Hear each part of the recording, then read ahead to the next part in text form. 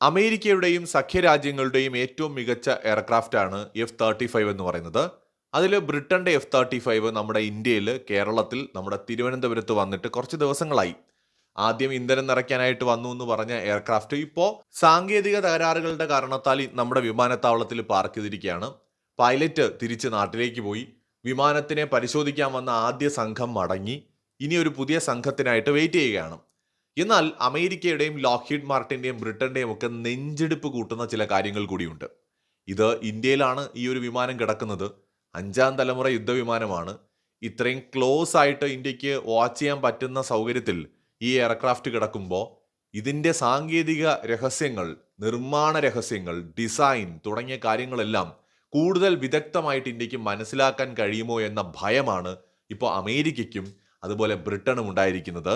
അതായത് ഇന്ത്യയുടെ മൂക്കിന്റെ തുമ്പത്താണ് ഈ വിമാനം കിടക്കുന്നത്. നോക്കൂ, ലോകത്തിലെ ഏറ്റവും മികച്ച 5th ജനറേഷൻ എയർക്രാഫ്റ്റ് എന്ന് പേര് കേട്ട ഈ F-35 ഇന്ത്യയിൽ വന്ന് കിടക്കുമ്പോൾ സ്വാഭാവികമായിട്ടും അത് ഇന്ത്യ അതിലെ വിവരങ്ങൾ അല്ലെങ്കിൽ അതിൻ്റെ രഹസ്യങ്ങൾ മനസ്സിലാക്കാൻ ശ്രമിക്കും എന്ന ആശങ്കയുണ്ട്. ഉറപ്പായും ചിലപ്പോൾ ശ്രമിച്ചേക്കാം കേട്ടോ.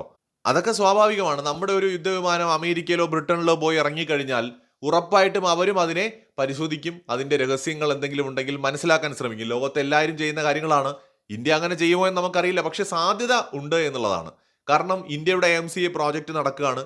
സോ അതുകൊണ്ട് തന്നെ F-35 നമുക്ക് അടുത്ത് കണ്ട് വളരെ വിശദമായി മനസ്സിലാക്കാൻ കിട്ടുന്ന ഒരു വലിയ ഓപ്പർച്യൂണിറ്റിയാണ്. ഈ ഒരു വിമാനത്തിന് കാര്യമായ സാങ്കേതിക തകരാറുണ്ട്. ഇല്ലെങ്കിൽ ഇതിനോടകം തന്നെ അത് തിരിച്ചു പറക്കേണ്ടതാണ്.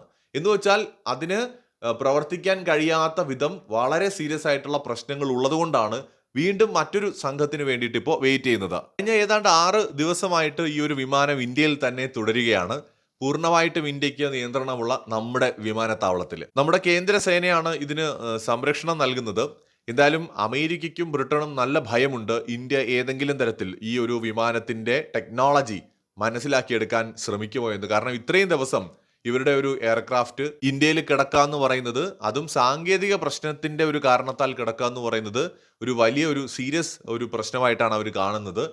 കാരണം നമ്മൾ ഈ ഒരു എയർക്രാഫ്റ്റ് വാങ്ങിയിട്ടില്ല. ഇടയ്ക്ക് ട്രംപ് ഓഫർ ചെയ്തെങ്കിലും അങ്ങനെ പെട്ടെന്ന് അമേരിക്ക ഇത് എല്ലാവർക്കും കൊടുക്കില്ല. കാരണം ഇത് ഏറ്റവും അഡ്വാൻസ്ഡ് ആയിട്ടുള്ള ഒരു എയർക്രാഫ്റ്റ് ആണ്. UAE ചോദിച്ചു, സൗദി ചോദിച്ചു, അതൊക്കെ ഓരോ കാരണങ്ങൾ പറഞ്ഞ് മുടക്കിയിട്ടിരിക്കുകയാണ്.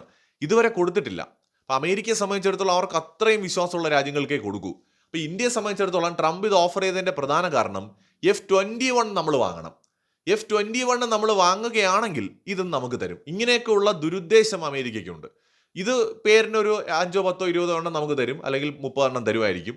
പകരം നമ്മൾ F-21 കൂടി വാങ്ങണം. ഒരു വലിയ ഡീല്. അതിനാണ് ശരിക്കും ട്രംപ് പിച്ച് ചെയ്ത് നോക്കിയത്. പക്ഷേ ഇന്ത്യ അതിന് പിടികൊടുത്തിട്ടില്ല ഇപ്പോഴും. അപ്പോൾ F-35 പെട്ടെന്നെടുത്ത് അവർ തരാൻ പോകുന്ന ഒരു എയർക്രാഫ്റ്റ് അല്ല. പക്ഷെ ഇപ്പം ഇന്ത്യക്ക് അത് വാങ്ങാതെ തന്നെ ഇന്ത്യയുടെ മൂക്കിന്റെ തുമ്പത്ത് ആ വിമാനം വന്ന് കിടക്കുകയാണ്. അപ്പോൾ ഇന്ത്യ അതിൽ നിന്ന് എന്തെങ്കിലുമൊക്കെ മനസ്സിലാക്കാൻ നമുക്കുണ്ടോ? ടെക്നോളജി കാര്യങ്ങളെക്കുറിച്ച് ഇന്ത്യ മനസ്സിലാക്കാൻ ശ്രമിക്കുമോ? ഇതിനെക്കുറിച്ച് നമുക്ക് അറിയില്ല. പക്ഷെ അത്തരമൊരു ഭയം അമേരിക്കയ്ക്കും ബ്രിട്ടനും ഉണ്ട്. എത്രയും പെട്ടെന്ന് ഈ സാധനം ഇവിടെ നിന്ന് കൊണ്ടുപോകാൻ പറ്റുമോ എന്നാണ് ഇപ്പോൾ അവർ ആലോചിക്കുന്നത്. മറ്റൊരു വീഡിയോയുമായി വീണ്ടും വരാം.